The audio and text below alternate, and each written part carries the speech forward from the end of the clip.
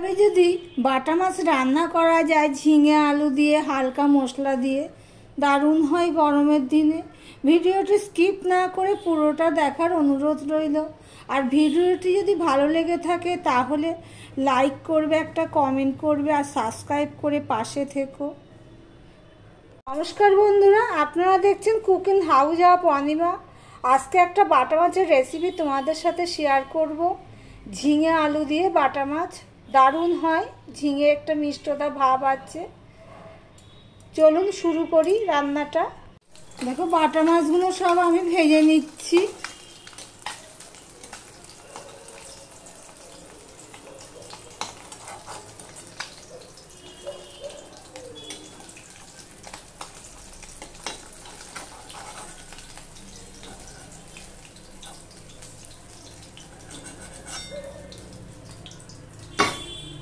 দেখো সব বাটা মাছ আমার ভাজা হয়ে গেছে।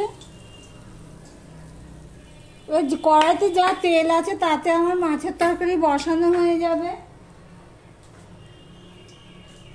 আমি এই তেলের মধ্যে প্রথমে একটু কালো জিরে দিয়ে দিচ্ছি, হাফ চামচের মতো।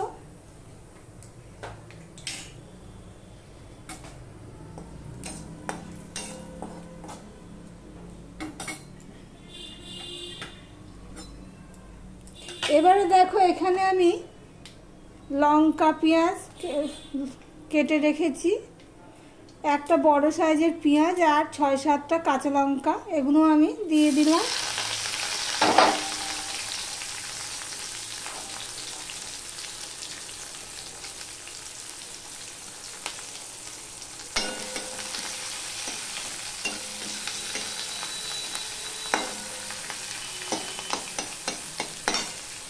এদিকে দেখো আলু আর ঝিঙে কেটে রেখেছি বাটা মাছে দেওয়ার জন্য। ঝিঙেগুলো আমি ঠিক এইভাবে কেটেছি। মাছ এইভাবে আধখানা করে নিয়েছি, নিয়ে মাঝখান দিয়ে আবার একটুখানি এইভাবে চিড়ে নিয়েছি যাতে মশলা ঢোকে। পেঁয়াজটা পুরো লাল না, একটু কালারটা চেঞ্জ হয়ে এসেছে, তখন আমি এই আলুগুলো দিয়ে দিলাম। আলুটা মোটামুটি ভাজা হয়ে গেছে। এবার আমি এই 2 চামচের মতন টমেটো পিউরি সেটা আমি দিয়ে দিলাম। টমেটোর কাঁচা গন্ধটা চলে গেছে। এখন আমি এখানে এই মশলাগুলো অ্যাড করে দেবো। হাফ চামচ লঙ্কার গুঁড়ো, হাফ চামচ হলুদের গুঁড়ো, 1 চামচ লবণ আর 1 চামচ জিরে আর 1 চামচ ধনে, এগুলো আমি দিয়ে দিলাম। মশলাটা কষানোর জন্য একটুখানি জল দিয়ে দিলাম। দেখো মশলাটা আলু দিয়ে প্রায় কষানো হয়ে গেছে, আলুটা অর্ধেকের মতো সিদ্ধ হয়ে গেছে। এবারে ঝিঙেগুলো আমি দিয়ে দেবো। ঝিঙেগুলো আলু দিলে পুরো ঘেঁটে যেত, তাই জন্য ঝিঙেগুলো আমি এখন দিয়ে দিলাম। দিয়ে এগুলো দিয়ে আমি আবারও কষিয়ে নেব। ঝিঙে দিয়ে আমি 5 মিনিটের মতন ঢাকা দিয়ে দিয়ে কষিয়ে নিয়েছি।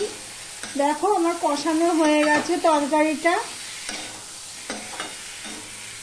এবারে এর মধ্যে আমি জল দিয়ে দিচ্ছি।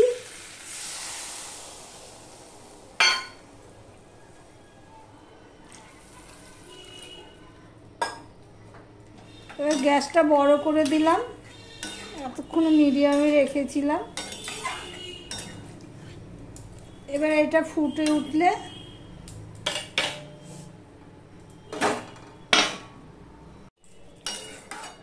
ঝিঙে আলুটা সিদ্ধ হয়ে গেছে। এবারে আমি এই বাটা মাছ যে ভেজে রেখেছি সেটা আমি দিয়ে দিচ্ছি।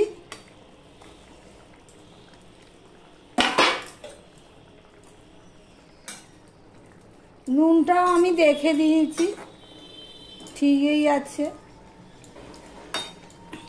বেশি ঝোল হয় না, গা মাখা মাখা ঝোল করব। ঝিঙেগুলো যদি মাঝখানে আরেকটা ফালি করে দিতাম তাহলে একদম নেতিয়ে থাকতো। আমি এবার এটা 5 মিনিটের মতন ফুটিয়ে দেবো।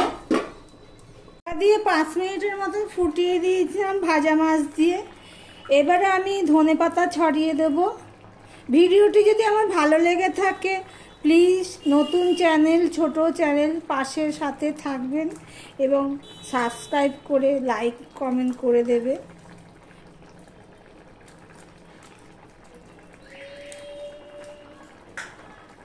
এবার আমি ঢাকা দিয়ে গ্যাসটা অফ করে দিলাম। ভিডিওটি আজকের মতো এখানেই শেষ করলাম।